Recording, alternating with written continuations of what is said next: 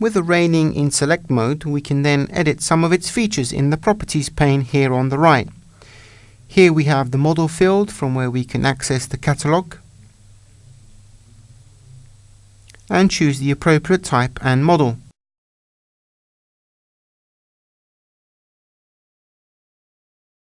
Its position can be adjusted using the offset fields, where we can change the initial and end offset and the lateral offset.